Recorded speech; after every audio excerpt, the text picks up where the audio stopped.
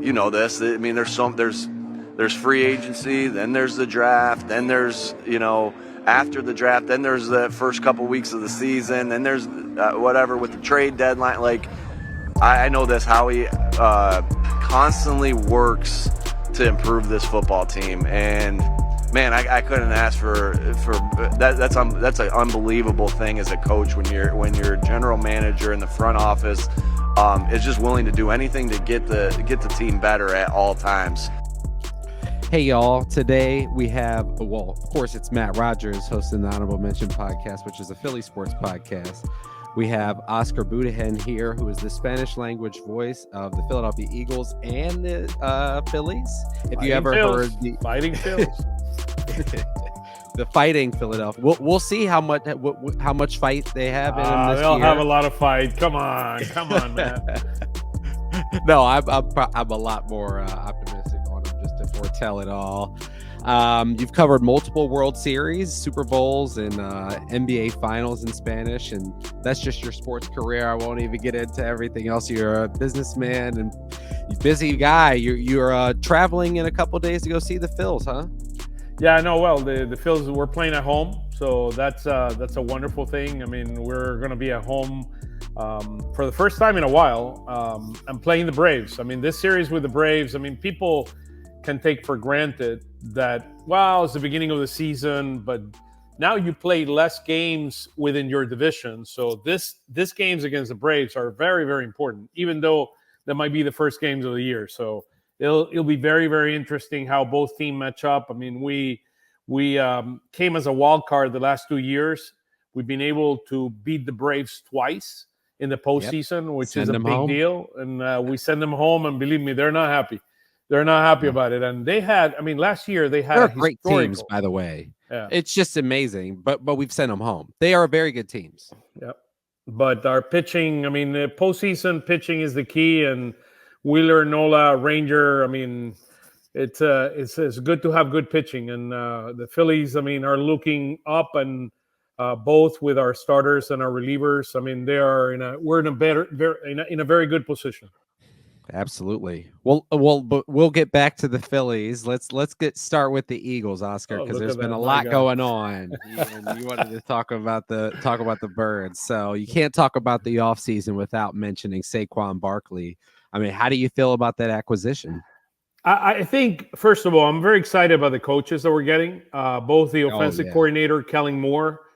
Kellen is a guy that have proven over the years to have a top offense. Our offense was very predictable last year, and we needed to bring a little bit more creativity. And I think with the quality that we have on offense, with kind of Jalen Hurts and A.J. Brown and Smitty and Goddard, now you add Saquon Barkley, and I mean, this team is going to be offensively, we're going to be one of the top 3 to 5, top 5 offense in football.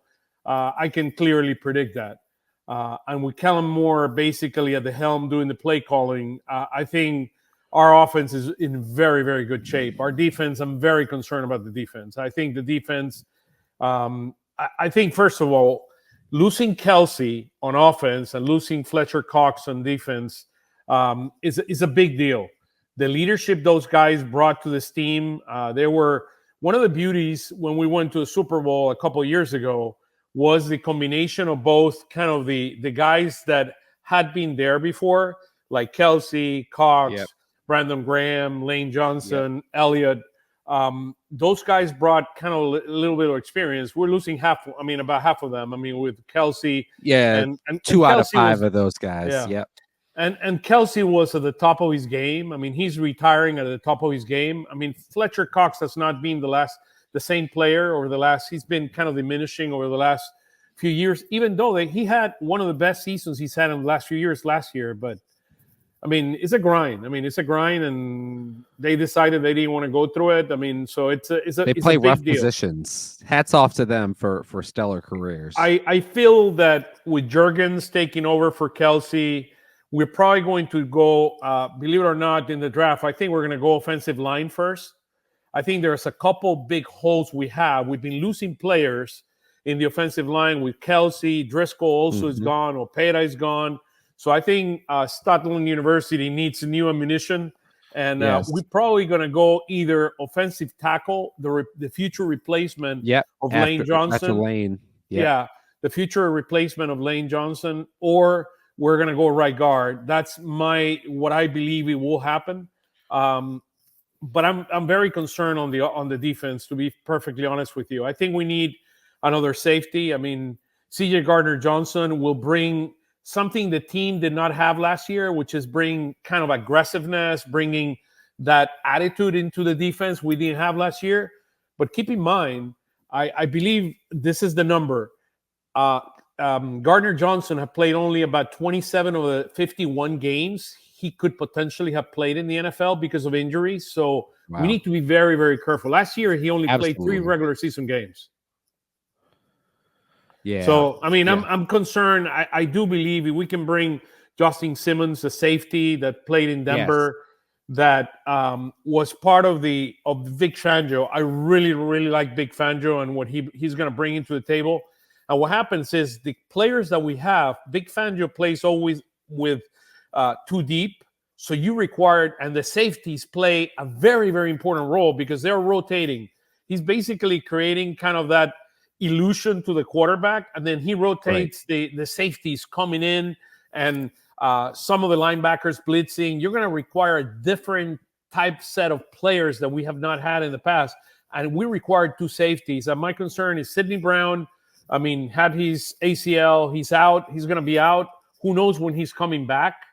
I like Blankenship, but Blankenship might not have the speed, but he might not have the speed that you need. So I believe that if I were the Eagles, I mean, I would be Howie, and Howie has done. I mean, he's the master at in free agency and acquisition and trades. I would bring another safety, and I do believe Justin Simmons could be a great asset. Signing him to a 1 to 2 year deal, it gives you some protection in case C.J. Gardner-Johnson gets hurt, and it brings depth. And this is not a draft that has great safety. So Cooper DeJean is a guy from Iowa that I have looked as one of the players that I like a lot. From Iowa, okay. Yeah, from Iowa. He's a punt returner as well. So he brings speed. He brings kind of a great attitude. I mean, he's like a C.J. Gardner-Johnson at a different dimension that can return punts. Okay. So he's a very interesting guy, but it's not very deep at safety this draft compared to other positions. So linebacker and safeties, and the other thing is safeties. I mean, linebackers. I mean, are we gonna trust Devin White and Nakobe Dean not getting hurt? I like Nakobe Dean. I like what he brings, what he did at Georgia, but he's gotten hurt.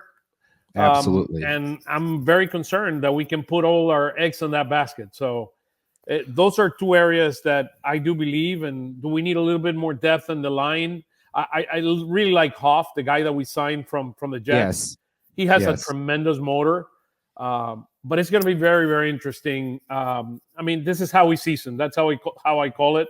Correct. And I think, look, Barkley would be a great asset. We did not have a 3-down running back for the Eagles in a long time. I mean, one thing that he also does, in addition to catching passes and being a good runner through the middle, he's also a great pass protector. And we have not had that in a long, long time. So, true 3-down running back. It'll be interesting. So, look, I do the interesting part is they brought Sirianni back, and I do believe it's an interesting.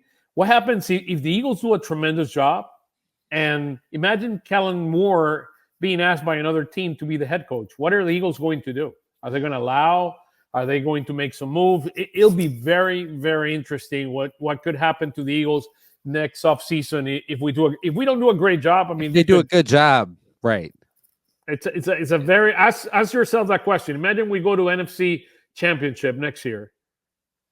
And Kellen Moore is being asked to be a head coach. It's going to be a big dilemma the Eagles are going to have between Sirianni and Kellen Moore, because you don't want to have a play caller for 4 years in a row, 4 different play callers 4 years in a row. So we'll cross that bridge when we get there. How about that? It's an interesting. So one of the interesting shoes to drop in terms of you talked about bringing in Justin Simmons earlier from the Broncos, good safety. That's going to cost money, of course. Right now, the Eagles are trying to figure out if they can get the appropriate compensation, or if they want to pay Haason Reddick. How do you think that gets sorted out? Well, I do believe. I mean, Haason. It'll be interesting if we bring him back, particularly with Huff and Sweat. I mean, just basically agreeing to play for the team this year. It'll be very interesting.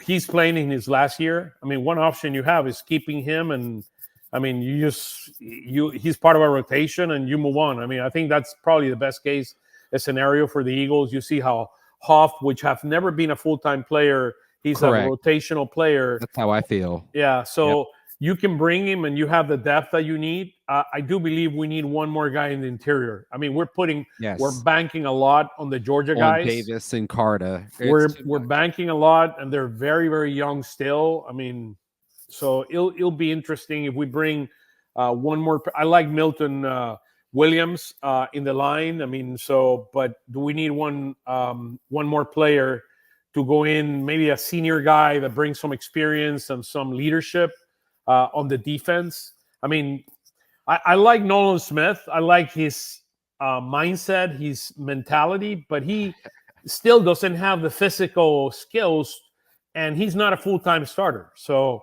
I like Nolan Smith down the road to be kind of a leader on that defense, but it's going to take some time, and he's going to have to play himself into this roster and now be a rotational player. So he could potentially He's like be a Derek Barnett that's not going to jump off sides. Yeah, but I'm talking more from a leadership standpoint. That's what I like on the defense. I want to see somebody that has been there, that has that can bring to this defense and the level of seniority that Jalen Carter or a Jordan Davis or a Nolan Smith are going to be looking up to. Look, this guy have been there, have done it for many years. So it'll be interesting if they bring a senior guy to that defensive line, maybe a defensive tackle. Sure. So that would be a good move. What do you think ends up happening with Bradberry? I think they'll keep him. I mean, cornerback is not as important in the Vic Fangio defense as safety is. So because the safety guys are the guys that are constantly moving, and you're creating kind of this illusion for the quarterback, and you need to have very, very smart players playing safety and very physical, fast players that can move around. Cornerback is important, but it's not as important as they were isolated before. And one thing we didn't provide Bradberry last year was the help. So, look, he's not the same player. We made a move signing him to an extension. It is what it is.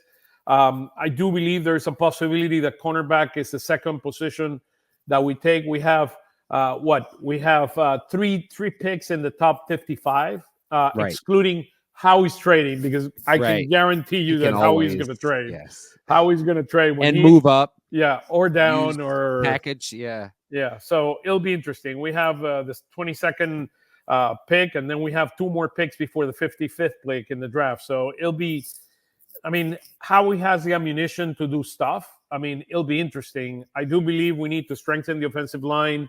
I do believe we need help at safety, at linebacker, and at cornerback. The other very important thing, particularly in the Kellen Moore offense, you need a second tight end. And if you look at the age of Goddard, at this age, that we traded. I mean, that we traded and made him the starter. So it might be time to draft that second tight end that is going to come in and replace Goddard down the road. Yes. And Goddard has had, and it's not because of lack of toughness or strength. He just he's been banged up. He plays a physical brand of football that has led to forearm, injuries on a couple of occasions that have been a result of stiff arms that he's throwing. And I think the way they structure the offense, we haven't taken full advantage of the tremendous receiving skills that Goddard has. So that will be interesting. I do believe Kellen Moore will add a lot more juice to this offense than we have had. I mean, I would say even before the Super Bowl. One thing is interesting. I was talking to Jeff Kerr from CBS the other day, and we were talking about. He was interviewing today Sirianni, and one of the things we were talking about is I asked him to look for a number, and it was the number of times Jalen Hurts throws through the middle of the field. When you look at Hurts, he's one of the he's like, I think he's like 30th in the NFL last year. Absolutely. Throwing in the middle of the field. And the offensive, and because we have not had great slot, and that wide receiver number 3. So having that wide receiver number 3 that can play the slot and make short passes and use the middle of the field, so you can bring linebackers and do a lot of things. I mean, I think this offense is going to be top 3, top 5 with Kellen Moore at the head of that offense. So it'll be very, very interesting how we take this to the next level. Absolutely. So let's move over to the team that we started talking about. 11-6. If you ask me for a prediction next year for the 11-6. 11-6, 12 same and record. 5, 12 and Same 5. record. Yeah, hopefully not the same way. By the way. So, and is that enough to win the East since you bring it up? Yeah, I would say so. I think we have the chance to win the East, particularly because we don't have the top schedule. A first place schedule. Look, the first few games are going to be it's very, very important that the Eagles this year get out of the gate with a very good start. We need a fast start for the Eagles this year. I mean, particularly for what happened in last year. And then I'll mention this to you. Big Fangio's defense is not very easy to learn. So the offense is going to be further ahead than the defense in the beginning of the season, and you hope it catches up down the road. That's why bringing players that have been in the Vic Fangio defense is very, very important.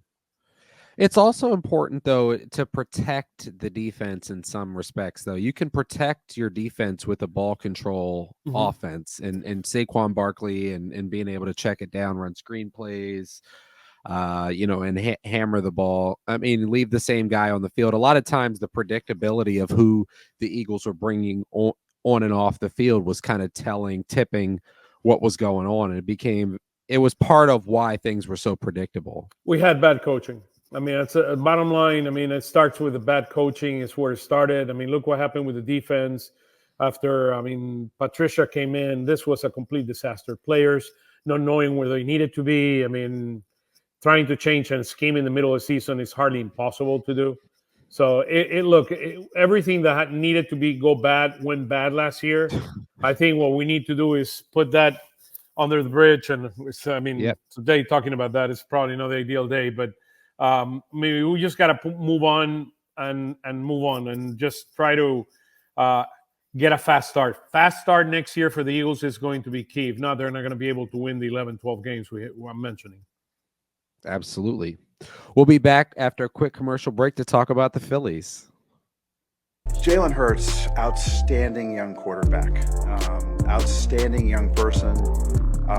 Okay, Jalen Hurts, let's say, take an objective appreciation of this young man. The year before,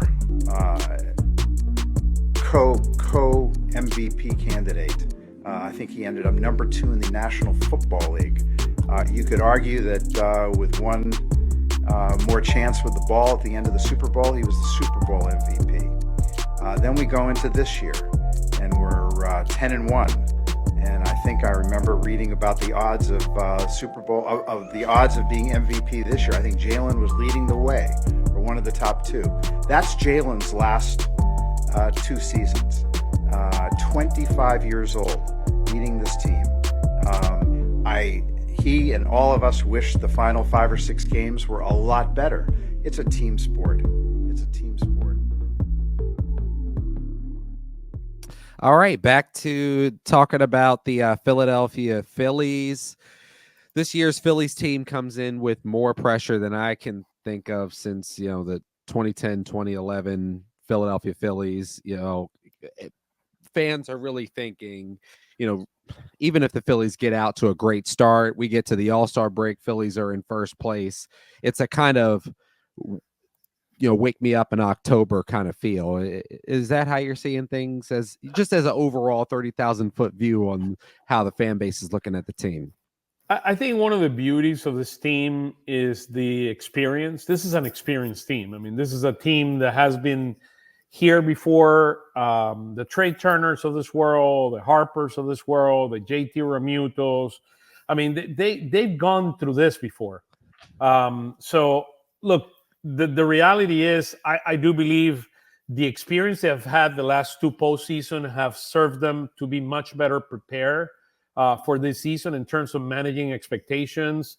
Look, I don't think there is different expectations this year than there were last year. I mean, with Trey Turner, we just need to get to a faster start. I think just like we were saying with the Eagles need to get it to a faster start, more from a confidence standpoint. I tell you the same thing here. We need to start faster. We have not started fast the last 2 years. I mean, first with Girardi and then with Thompson last year, we have not gotten out to the start that we wanted. We need a faster start. The beauty of it, I think our pitching is our starters are going into the season at an elite level, particularly with Wheeler. Oh, absolutely. With Ranger Suarez and with Nola. Gosh. I mean, they're pitching out of this world. 1, 2, 3. I don't think there's a 1, 2, 3 in baseball better than those three to start a season. I love it. I mean, and I'm kind of hopeful on Christopher Sanchez. This spring training aside. I love Christopher Sanchez. Look, Christopher to me is to me it was one of the most important players. It was the most improved player last year for the Phillies, and to me it was one of the most valuable players because he filled that fifth starter role in magnificent fashion last year. So I think Christopher Sanchez is probably going to grow. Unfortunately, he was one of the ones that caught the flu and was out about 3 weeks. Yeah. So he has not been able to get as sharp as he wanted to.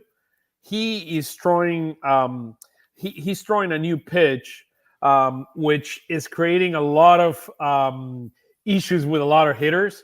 But he hasn't. What's the pitch? He has a splitter, but he hasn't been able to perfect it yet. I mean, he threw it to Correa in the first spring. Bless you. He threw it to Correa in the first spring training game, and Correa didn't know what came to him. So look, he's a tall guy. He's a guy that one of the big differences between him 2-3 years ago versus what we saw last year is that he throws strikes. He's been bulking up, so he gained 10 pounds of muscle. Wow. Over the winter. He's throwing harder. He's throwing about 2 miles harder than he threw last year. Okay. But he hasn't been able to put it all together in the spring. And unfortunately, he couldn't pitch for 2.5, 3 weeks. And that has him a little bit behind than where I wanted. But I mean, I talked to him and he's very excited. His mindset is in the right place. And he might take him a couple of starts to get going. So don't get too crazy on him if he doesn't start to a good start. The guy has the right mindset, the right attitude, and I think he's going to be a tremendous pitcher for the Phillies, and he's going to be our fourth starter the rest of the way. I mean, Taijuan Walker might come back. He's hurt now, and he might come back in a month based on how I'm seeing things, but I like where Christopher Sanchez is, and I think he's our fourth starter. Yeah, and Taijuan, I mean, it was a roller coaster with Taijuan last year. I mean, he would get blown up for 4 runs in the first inning and then throw 4 more innings of 1-run ball maybe, and it was really inexplicable why he couldn't get the motor. It was so difficult to get the car out of the driveway, but once you got it out of the driveway, it was very maneuverable. Yeah, first he had some great run support. I mean, that's something the Phillies gave him throughout the entire year, so that helped him a lot to win the numbers of games that he won last year. But the reality is, when I saw him for the first time, I look at the charts. He throws 6 different pitches. Yeah. And, I mean, I was talking to Larry Anderson and some of the other guys, and I said, can you truly throw 6 different pitchers at a Major League Baseball level? And Larry said, look, you might have 2 or 3 that are really good, but you're not going to be able to throw 6 different pitches at a quality level. So one of the things that Cawthon did for him was to throw a little bit more of the splitter, which is kind of his out pitch. The problem with him is his inconsistency in the strike zone. I mean, he has two major concerns that I see. Number one, velocity. His velocity is not the same in every start, and his velocity is way down in the spring. In the last outing, I was actually last week at a spring training, so I went to Sarasota to see him pitch when the Phillies play the Orioles. I mean, he was below 90 miles an hour. And then it became to be known. I mean, he was throwing 89, 88, 89. I mean, he allowed 3 home runs. He was absolutely rocked. And he couldn't throw for strikes. So because there are high school kids who are throwing that. Yeah. So what happens is, look, there's so many ammunitions you have in your arm to throw. And when you throw a splitter, it creates a lot more stress in your arm. I'm talking about a splitter. I mean, the filthy splitter that Zach Wheeler is throwing right now. You'll see it this year. I mean, it's a very he's been able to perfect it. So look, if you cannot throw strikes and move the ball, you gotta throw strikes, move the ball, and use your speed. I mean, so look, until he gets right, I mean, I think the Phillies should keep him in AAA until he gets right. And he's gonna be in the IL start of the year. I mean, Thornball, which I like what he has as a pitcher. He's a fastball, kind of a slider. He has a very good slider. He had his ACL, so he's been kind of growing into kind of his own. But Turnbull comes from a tremendous background in Detroit. He has not been able to put it together for a season, and hopefully he does a much better job. And I think he'll fill in nicely that fifth role. Yeah, so that will be interesting. But Wheeler, Nola, and Ranger are going to be the 1, 2, 3 punch that very few teams in baseball are going to have. Maybe the Dodgers with Glasnow, with I mean, maybe I don't know when Ohtani will be able to throw. No, he won't throw. He probably will not throw this year. For a year, right? Yeah. Yeah, but Buehler is coming back for them. I mean, Buehler is coming back. Kershaw will be coming back at some point. I mean, they're stacked. I mean, that team is stacked. I mean, they have a tremendous roster, and they have a Miller, their young right-handed pitcher, he's really, really good. He's one of the best young arms in baseball. I mean, the Dodgers are the Dodgers. Let's just put it that way. Yeah, absolutely. I mean, that's a team. I mean, that's a team to beat, in my opinion, in the National League. The Braves come second, and the Phillies. I mean, those are the top 3 teams in the National League. Even though just coming in, we're filming this on Tuesday. Jordan Montgomery just signed. I was just going to ask you about Jordan Montgomery. So what happened there? Jordan Montgomery just signed a 2-year deal. It's a 1 year with a player option the second year for $25 million with the Arizona Diamondbacks. And the Arizona Diamondbacks that's a good move. Very good loaded. team. They're loaded. Yep, they have Gallen, they have Kelly, now they have Montgomery. I mean, they have. I want them back. Fabs. Let them get it back to the NLCS. I want. That was embarrassing for them to come into Philadelphia and shut that place down. The last 2 games. I mean, I think we just basically did not play good baseball. And look, you don't play good baseball, you're going to lose against any team. And they shifted their mindset. I mean, they wanted to be more aggressive. Their pitchers started throwing outside of the zone. We started chasing too much, and that's one of the keys this year for the Phillies. I mean, we need to do a much better job avoiding chasing so many pitches. Trey Turner early in the season, and then you've got a lot of what's going on with Rojas. I think is just poor spotting of the pitches. He's just swinging at stuff. It has no chance of being a strike. Look, Rojas. The way I put Rojas outside of the. We cannot put so much pressure on Rojas. Why? I agree with that. He's the ninth hitter. He's the 9th hitter. Imagine a catcher. Imagine we wouldn't have Realmuto, right? We have a catcher that doesn't hit. I mean, Garrett Stubbs.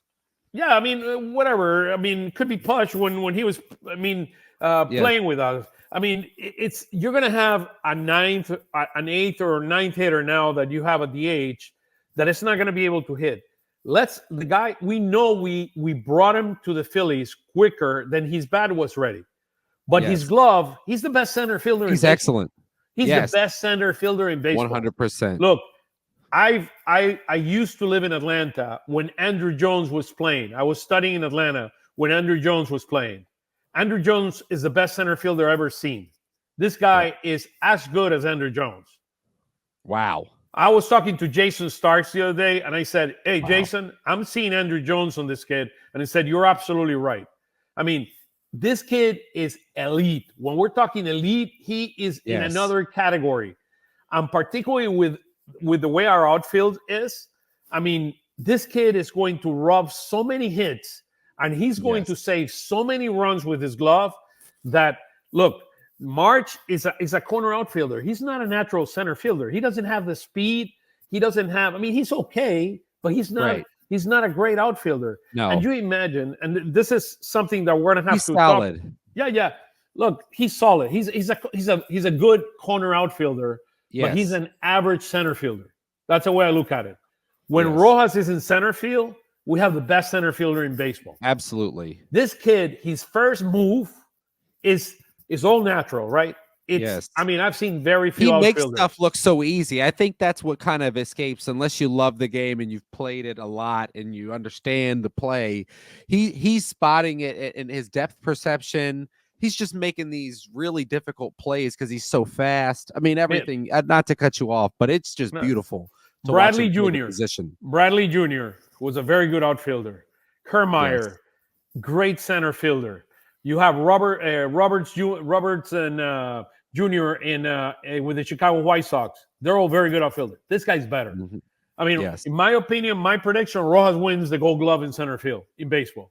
If he would have, if he played the whole season last year, he would have been eligible to win it. I mean, they were saying it during the playoffs. This kid is in another league, and we need to understand that he's there for his defense, and then he needs to continue growing. And I think the Phillies made a very interesting decision, which is instead of putting him in AAA, you keep him in the majors, and you have Kevin Long overseeing him over time.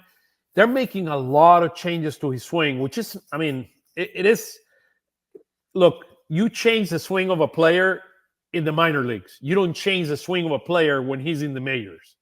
And they have basically reshaped his entire swing, and he's not there where he needs to be. And that's concerning. I mean, it's concerning. Look, if he hits 220 and he gets on base with a few bases on balls, I mean, when this kid is that's the other thing he does. He runs very, very well. He's not a great base stealer. He needs to learn how to become a great base stealer running, but he can run like very few also in baseball. Goodness. So, look, this kid is good, man. You have as a ninth hitter, I mean, and good things are going to happen. Good things are going to happen. Look, what are our options? I mean, your other option is start Merrifield, which I absolutely love the guy that he's in our bench. But you don't want to put too much wear on Merrifield. You don't want to put too much wear in those legs. Exactly. He's an older guy. So you can play him in left. You can play him in third. One interesting thing that I do believe is going to happen this year, I thought the question was going to be Pache or Cave in the bench. And the Phillies made the decision to keep Pache, particularly for his defense, and that he can platoon with March in certain games. Also, I see against a tough right-handed guy that they might even put Merrifield in the outfield. They move March to center. Like for example, let's use Strider, right? Our first game was Strider. I don't know if he's Rojas is going to be, but Merrifield in left field and March in center field for a tough pitcher like him. It could be it might not happen the first game of the season. But that I would just for mojo. You might start Rojas just because it is the first game and you wouldn't want to bench him on that day. You're facing Zach Gallen, right? I mean, with Arizona. I mean, and we know how good he is. I mean, you might make that change. It depends. Right. I mean, I think they're going to manage it carefully. If he's hitting in the 220 range, I think they'll keep him. If he's hitting below 200, they're going to have to make a decision at some point if they want to keep it, because his defense will save a lot of runs for the Phillies. I mean, you saw it last year. I mean, in that game, that catch he made of Ronald Acuna Jr., he doesn't make that catch, we might lose that game. We would have to go back to Atlanta and potentially play there. So it's, look, Rojas for now I think is the right thing. It'll be interesting what happens next. So we talk about the Braves. The Phils lost the division to them by 14 games. Do you think the Phils will give them a better fight this year than last? Yeah, I do believe. I mean, I do believe that will be the case. I mean, Turner will be a different Turner this year. than he was last year. We're going to have a much better version of Trey Turner than we have last year. I mean, until that standing ovation, I mean, Turner was hitting 250. I mean, a guy that has been a 300 hitter, that uses his speed and his power. I mean, one of the most complete hitters in baseball at the position of shortstop. He also played very bad in the field. So he's been focusing a lot in the offseason to try to improve his fielding. So we're going to have a much better version. We're probably going to have the all-star version of Trey Turner. The other thing is Harper. Harper will be playing the entire year. I do believe that Harper is not going to play every game at first base. I do believe that they're going to probably give him one day as a DH, and we're going to see Schwarber in left field at least once a week. I'm a little concerned about the back issues that he showed a little bit last year and this year. So I think maybe a way to reduce that risk is have him DH once a week. Yeah, because of the strain. He has to. It's not like he gets to just stand at first base. He has to get down in the defensive crouch. He's got to turn and all these little things in over 162 games. That will force you to play Rojas in center so he can cover for him. Or Pache. Pache's is probably Pache's 80% of what Rojas is in the outfield. I mean, Pache's a very good outfielder as well, but I do believe that Rojas better bat. Yeah. I mean, slightly better bat against left-handed hitters. Against righties are probably about the same, in my opinion, in terms of kind of where they are. Pache strikes out a lot, so it's something to keep in mind with it. But I do believe that when Schwarber is in left field, Rojas is going to be playing center field, and it's a combination between Sosa and Merrifield are going to be playing third base. I think Merrifield feels more comfortable at second and in left field because that's what he has done before. But I do believe that he could play some third base in case those games that Baum needs to move over to first base. First base, absolutely. I was listening the other day to this statistic, which I found it very, very interesting. Okay. You know that Alec Baum, I think Matt Gelb was the one that came up with it. Alec Baum had the most he played the most games at third base and the most games at first base than any of our players. So he led first base and he led first base and third base for the Phillies last year. That is absolutely incredible. Wow. Starting games. You think his bat takes another step since we bring up Alec Baum? Yeah, okay. I do believe both him and Stott are growing in that trajectory. I do believe Stott is going to be an all-star. If not this year, the next year. He almost should have been last year. Yeah, he should have. I mean, I really, really like Stott. And I like Baum as well. I like the fact that they both make contact. They're among the best hitters we have on our team making contact. And particularly Alec Baum, that knack that he has when men in scoring position is going to be very interesting. I think Thompson has decided that he's going to start with Realmuto as the fifth hitter. But in case Realmuto is not hitting as well, Realmuto is streaky. When he's not hitting as well, I would not have a single problem putting Alec Baum as the fourth hitter on this team because of the contact that he makes. Absolutely, and you can count on him to if you've got somebody on in running in scoring position, he's most likely going to at least move them over. He's just got a knack for doing that. He does, and he does it in a very, very special way. And it's just one of those weird things in baseball. It's like some of those guys are just those guys that can do that make that happen. Look at the percentage whiff, right, of the team as a whole was 27.2%. We were like in the bottom third of the league in percentage whiff. I'm looking at it here. Alec Baum was 18.1 and Bryson Stott was 15.1. So, and I mean, Pache was 34.6. And let me see, Castellanos was at 35.4. So Pache and Castellanos were 1 and 2 in terms of percentage whiff on the team. So and that's one thing that Castellanos knows, that he needs to improve. He needs to improve from reducing that percentage whiff that he has. And that's why I like about Stott and Baum hitting kind of near that fourth, fifth holes because of the contact they made. That is very, very important in baseball.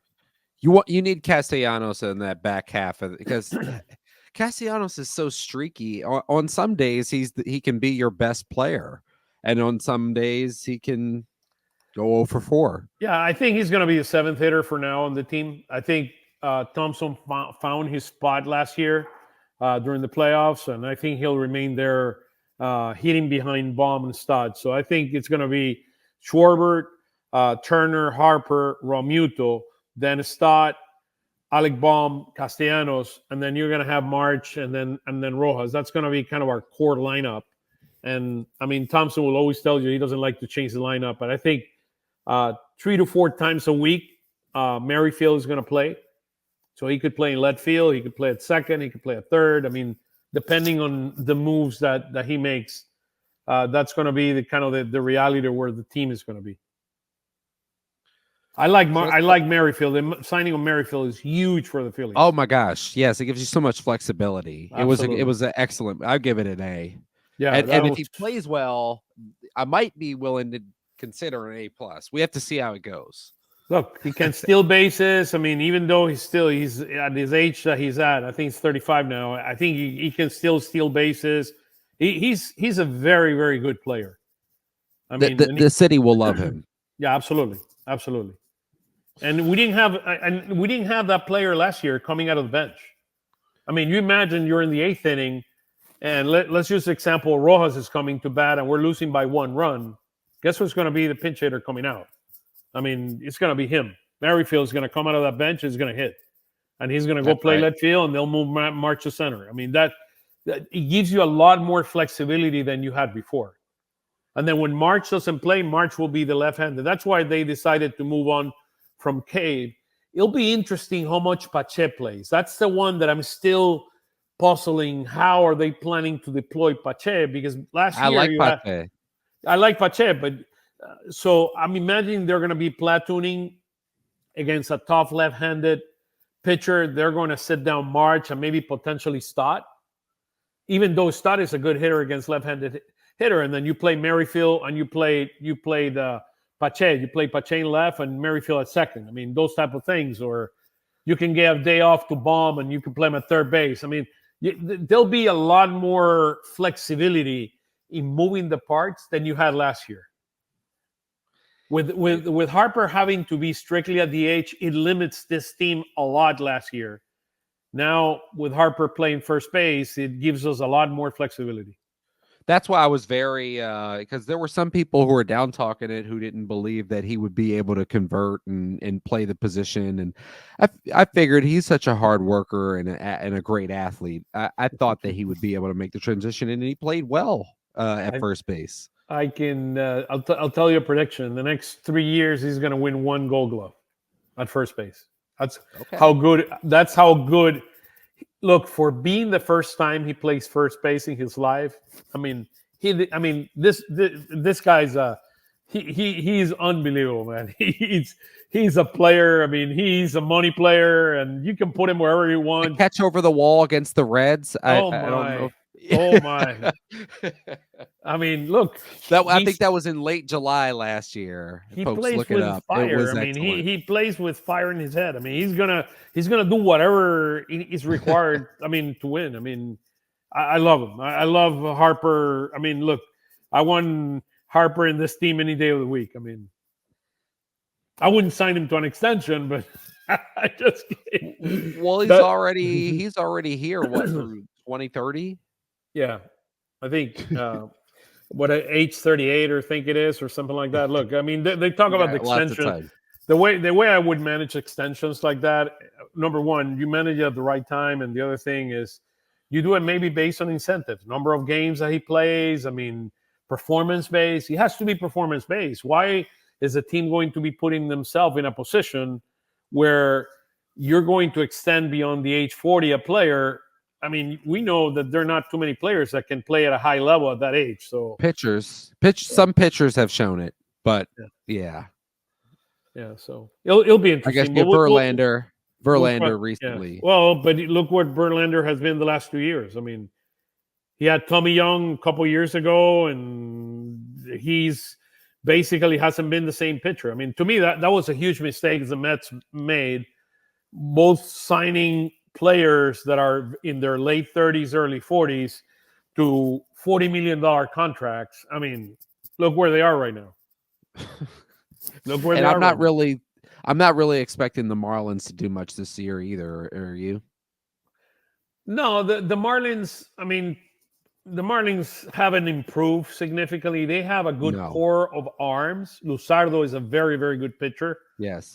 He's a young, up and coming. He probably might be among top 15 pitchers in baseball right now. Luzardo, he's really, really good. You have Eury Perez, which is a guy that has tremendous potential, but he's shown a little bit of arm trouble this spring, so that's not good news. They have Myers. I think it was a top 3 selection a few years ago. So they do have good. I mean, they have the potential to have a great starting staff, but they're hitting. I mean, they got Anderson. I mean, the shortstop. I mean, they got Chisholm playing the outfield. I'm not a fan of his Chisholm. He's always getting hurt.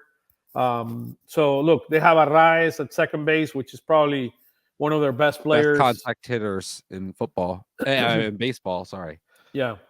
So it'll be interesting. Look, I don't think the Marlins are going anywhere. I think the Nationals will improve, but they're too young. Still, they're too young. The Mets are an interesting team. They last year they went out and paid all those pitchers. Now they're paying them without playing for them. And they've decided to give a lot more opportunity to their youth. I like their JD Martinez acquisition. That's going to form a core in the middle that is very formidable with Lindor, Alonso, and JD Martinez. Those are 3 very good hitters that you're going to have in the middle of the lineup. But I don't believe they have the depth in that lineup. And they're pitching, I mean, Quintana, I mean, trying to come back. He's on the older side. I mean, I don't think the Mets are going to. So are going to be probably. I mean, Marlins and them are Marlins and Mets are going to be sub 500 teams. Yeah, absolutely. I do believe that's the case. And then I like the Mets manager Mendoza that came from the Yankees. He was the Yankees bench coach. He's very good. Okay. So I like their manager. And then it's going to be a war between the strengths of the Phillies compared to the Braves. The Braves have better hitting. I mean, Acuna, Albies, they have Olson. I mean, they're stacked. I mean, that team is really, really good. I mean, offensively, they have a tremendous offense. I think the Phillies have their advantages on the pitching side. I do believe the starting pitching. I think Atlanta went the same route the Mets went this year, bringing Chris Sale. Chris Sale have not had a healthy season in a long time. Yeah. Morton is getting up there in age. At some point, he's got to show point. He hasn't shown signs of it. He has aged, but he's not really showing signs of it. At some point, it's got to come due. Yeah, but you have Sales, you have Morton, you have the issue with the blister with Max Fried. Strider is legit, so I think Strider and Wheeler, I kind of put it comparable. But I think the depth of the Phillies with Ranger and Nola and the number of innings, particularly that Nola can pitch, I think that gives us the edge. And there's a mental age associated with this. Look what we have done to them the last 2 years. So that creates a mental age. One I'll mention this right quick about the Braves. Austin Riley. I believe Austin Riley might be the MVP this year of the National League. That's how good that guy is. He really is. He started very slow last year and came on like crazy. I don't think Olson and Acuna are going to have the same season, but Austin Riley scares the world out of me. That guy is a tremendous hitter. He seems like a lot more mature than Acuna. Acuna, who's an excellent player, but Acuna, it's okay, you know. He's younger. Acuna is a younger guy. Yeah. I mean, too. And look, Acuna. The big question with Acuna is durability. Can he last the entire season? Last year he did. He actually played winter ball. He plays down in Venezuela, where I'm originally from. He plays for the same team that I've always pulled since I was I was little. Yeah, the Tiburones de la Guaira. They actually won the Caribbean Series, and we brought Ricardo Pinto, which was the MVP of the finals of the Venezuelan series, and was the MVP of the Caribbean Series. Belandia signed him. Jorge Belandia with the Phillies saw him, and he went in and signed him. So when the Phillies have him, he's going to start in. He had visa issues, and he couldn't come to the U.S. for about 3 weeks of a spring training. So he's going to start in AAA, and I'm telling you, this guy was completely lights out. He was lights out in something like. Could he be that fifth starter if Taijuan takes too long? Look, I mean, either him or Abel. I mean, they actually brought from Atlanta Allard. So I think one thing that people will not notice, but I'm telling you, it's going to be very, very important, is that we're going to have a lot more depth in AAA. We're going to have a lot more depth in AAA to bring in during the season than we've had in the last few years. So that is very, very important. And I would not doubt that at some point toward the middle of the season, Mick Abel could make an appearance for the Phillies. Interesting. Mick Abel, I mean, he's the real deal. I mean, I went a number of times to spring training in Clearwater. I saw him pitch, and he's the real deal. I mean, this kid is going to be probably a number 2 for us in the future. With Painter hopefully being a number 1. I like what I'm seeing in Mick Abel. I mean, remember, a lot of these kids, we brought them out of high school. So they're growing as individuals, and I'm telling you, you see him standing up in a mound, and he's the real deal. So I expect big things out of him. Yeah, you got to be patient for some time. Yes. Yeah. So let's play a little bit of over-under, Oscar, for some of the Phillies this season. Bryce Harper, over, under, or push 30 home runs. It's going to be close to that. Let's say over. How about that? Okay. I think he'll be at 31, over? 32. I mean, he'll be around the 30. A 30 mark is a good mark. Okay. So a homer every 5 or so games. He's not going to be not mashing, but still. Look, the beauty of regularly Harper, hitting. The beauty of Harper is he comes up huge in the big moments. Oh, and that's more than anything, that's the beauty of Bryce Harper. His competitiveness, his mindset when he gets to the big moment, because he's always been throughout his entire life in those positions. I mean, that is why he makes the $30 million he makes a year. He's like baseball's Kobe Bryant. It just when when that moment comes that you're gonna have to face him, and most times he's gonna rip your heart out. And I mean, he's the guy who you want. He's the guy you want in that moment. I mean, there's nobody else you want in that lineup but him. When the chips are all in the middle of the table, you want Bryce Harper. And I think most fans of other teams would say they want Bryce Harper.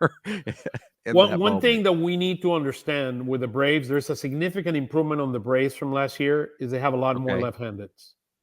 They have a lot more left-handed. So you have Fried and you have Chris Sale, and we're gonna see it this weekend. We'll see. So I think the first pitcher is going to be Strider, and then the second and third pitcher are going to be Fried and probably Chris Sales, because they want one of the things that the general manager came in to do was to try to kind of stop Schwarber, Harper, and Baum, and Stott.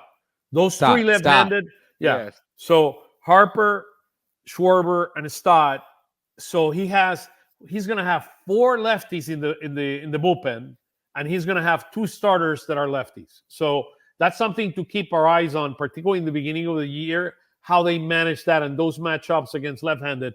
But that's one thing they decided, and they significantly improved from last year, having a lot more left-hander. I do believe their pitching staff is going to suffer because they're going to suffer injuries because of their age.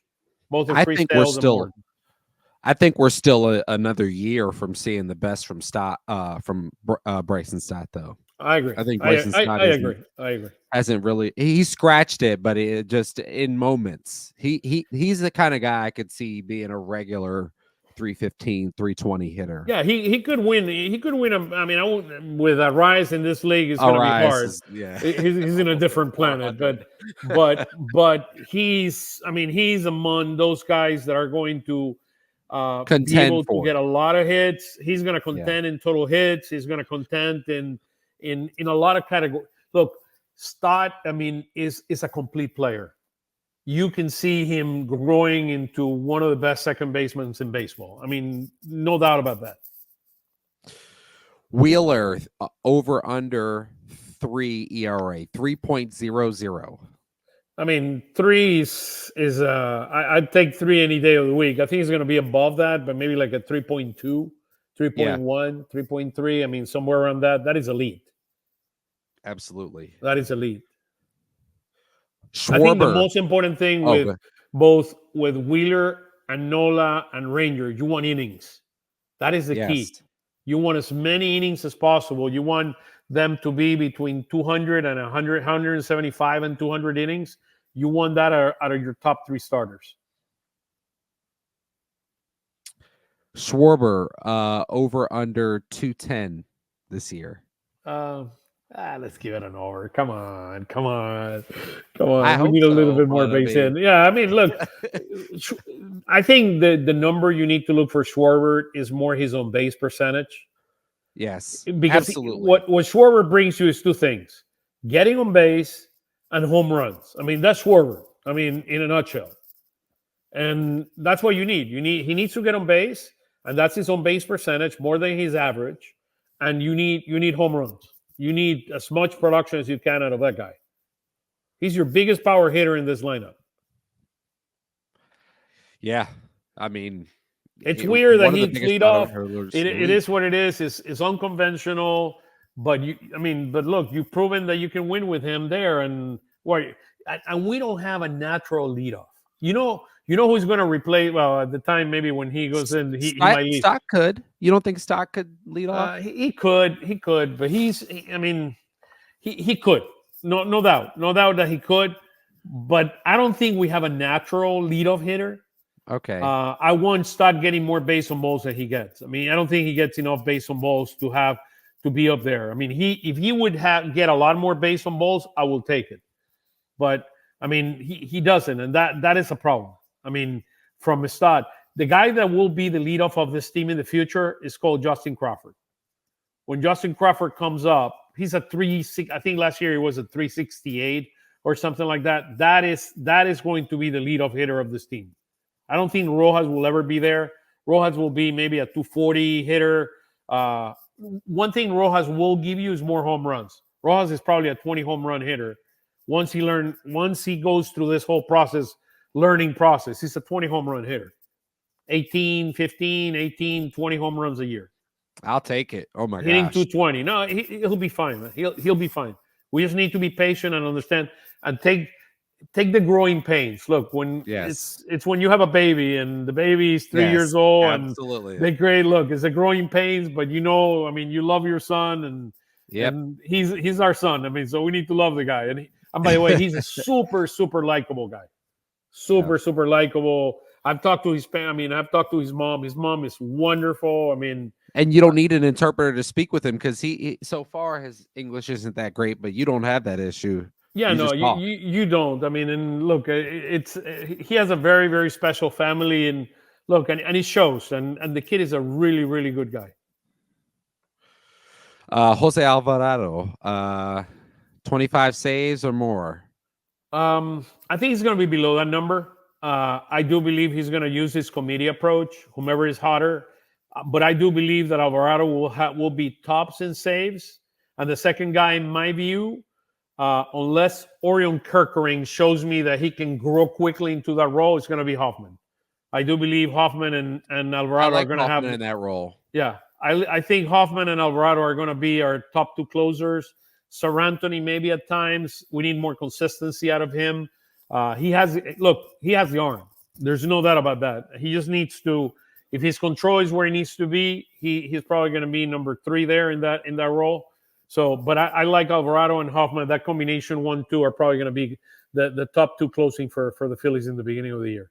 And then Orion Kerkering, I mean, he's the future. He's going to be our future closer. Yeah, I think he got thrust into the limelight, which was exciting, and I think he he showed he had the stuff. He really got the bright lights very early in his career. Yeah, I mean, he's grown. I mean, from whatever he went through every level of minor league baseball last year. I mean, to get to the Phillies, and he pitched in the postseason. But you could see when you put him in the World Series, and you put him. I mean, he looked. I mean, he wasn't mentally ready yet. No, and you could tell that. And even with that, I don't want to ding him too much on that, guys. Oscar's right. That guy, he's the real deal. Yeah, and look, it's the same thing with Rojas. There are going to be growing pains, but what's going to come at the end of the tunnel, it's going to be something that will help this team go to another level. I mean, I can wait to see Justin Crawford and Rojas in the same outfield. It's going to be, I mean, it's going to be special, man. I'm telling you, there's not a ball that will drop with the speed those two guys have. I think we can play with 2 outfielders. How about that? We'll bring an additional infielder.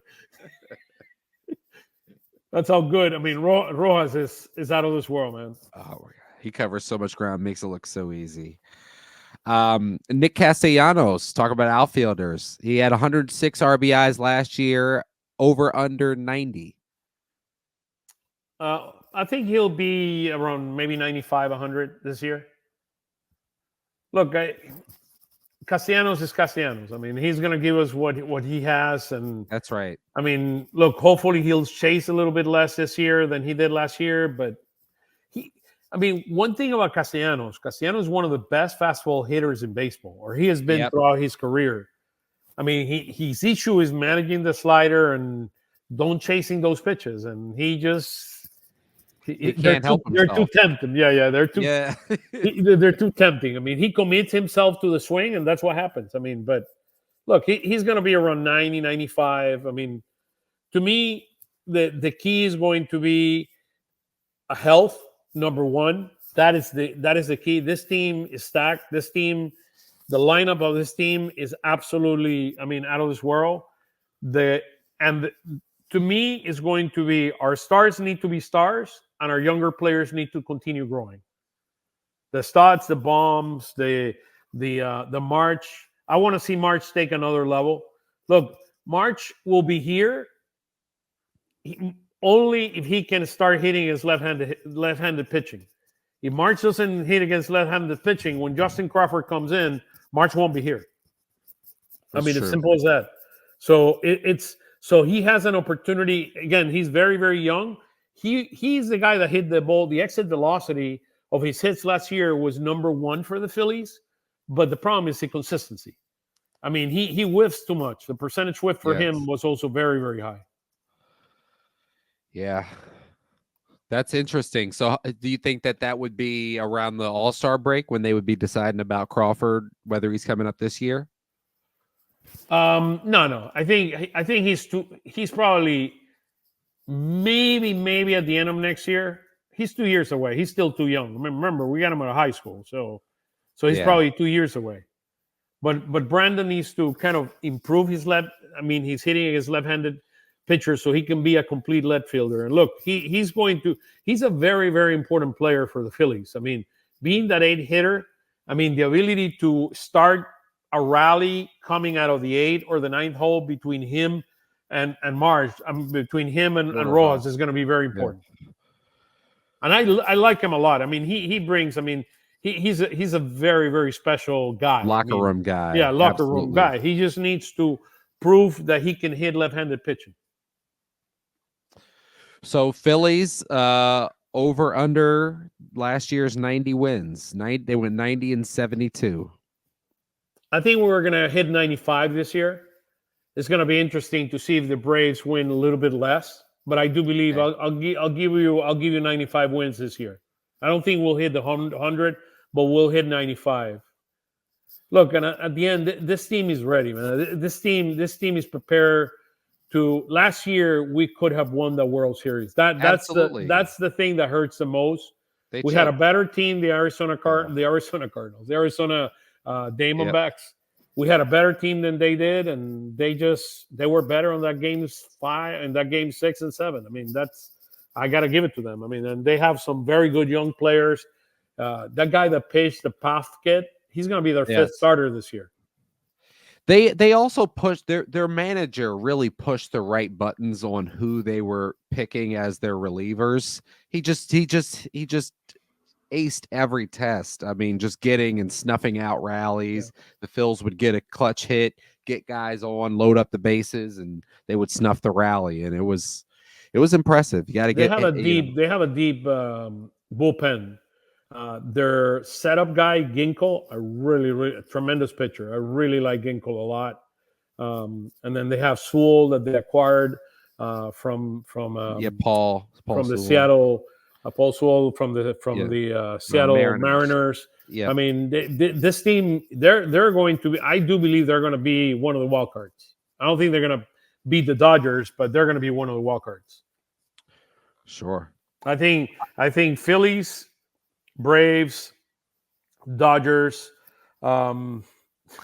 The Central is like a crapshoot. I mean, yes, maybe the Cubs this year. Maybe the Cubs. I mean, make it this year, and then it's going to be. I mean, probably Arizona and another team. So it'll be very, very interesting.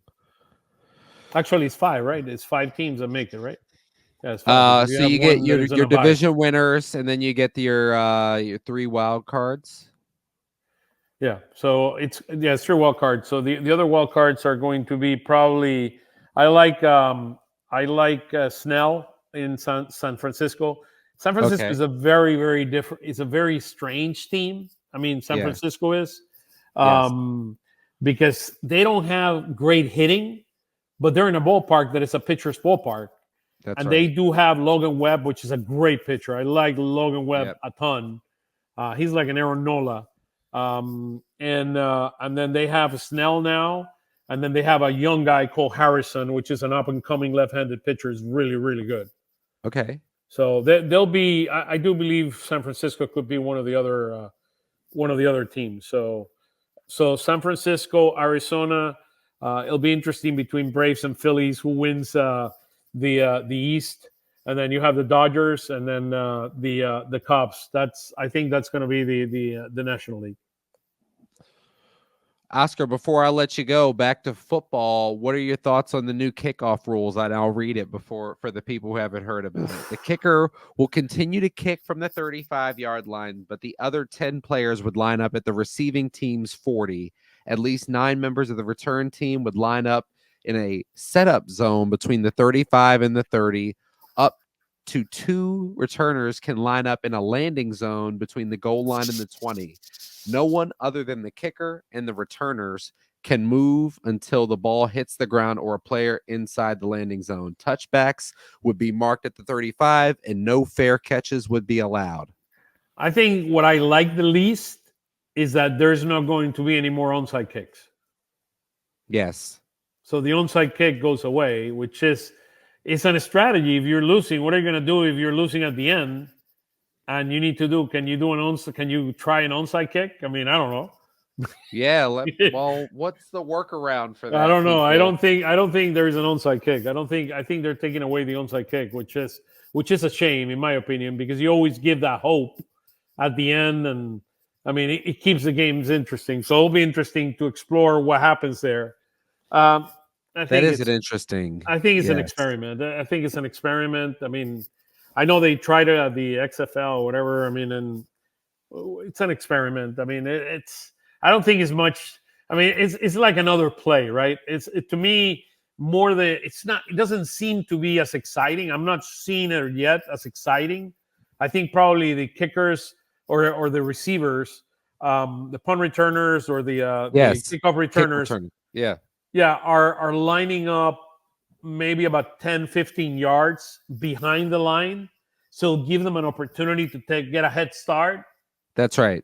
I mean, I don't know. It could make because they were talking about last year, the league scoring is down, and they always want to create new ways to make sure that people are feeling excited about the game, and they don't want to. I mean, what the heck else are you going to do? You've made it so that guys really can't get hit over the middle. They made it so easy for receivers. So you got to kind of tinker. Let's try it. I mean, let's try it. I'm not thrilled by it, and I don't like the fact that you might be losing kind of the onside kick. But Yeah, it's okay. I need to check on that, Oscar. I would love to do that. Right. Let me before I let you go, let's find out what happens just while we're live on air. What happens with the onside kick? I don't think there's an onside kick.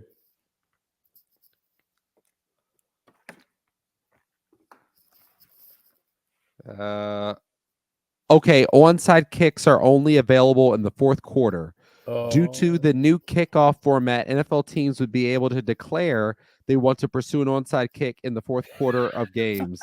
They can declare to do so twice. If you're trailing and want to kick a traditional onside kick, you have that right. But no more surprises. No more surprises. I mean, imagine there's a minute 30, a minute 50 on the clock, right? There's a minute 50. You have 3 timeouts. Sometimes you can decide to go for the onside kick, or sometimes you want to kick away. True. You don't know, and you're losing by, I don't know, whatever, 7 points or whatever. I mean, you don't want to tell the other team what you're going to do.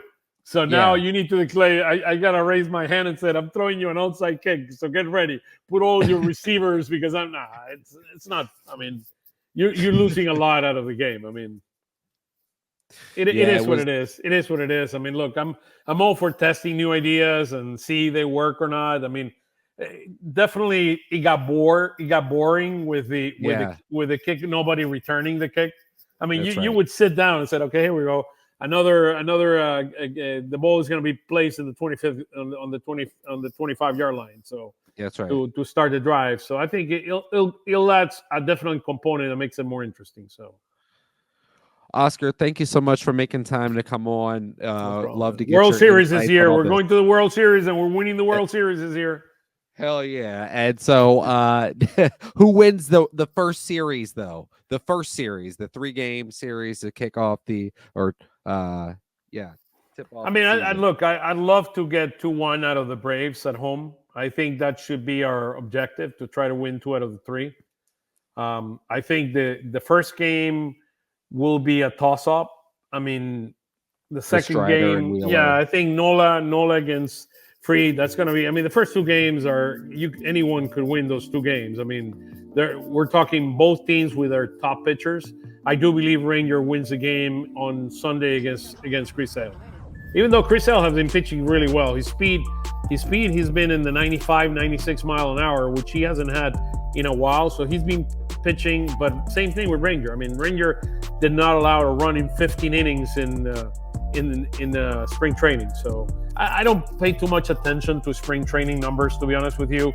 We haven't hit well in spring training. The Phillies are in trouble. I mean, come on. I mean, look, Harper hasn't hit a home run. It's he's back, whatever it is. I mean, let's get going. Let's get the season started so we can play for real. Heck yeah. Oscar, I'll see you this weekend in person. I'll be up there to check out the game. Thank you all so much for listening. Leave at the bank. Leave if you've liked this and enjoyed the insights from Oscar and from myself, leave a subscribe, follow, and share it on social media. Thank you so much, and take care. Take care. Thank you, Matt. Take care, guys. Se prepara Suárez en 2-2 contra Harper. El empate en primera. Aquí viene el lanzamiento. Batazo de Harper para el left field. La bola se va.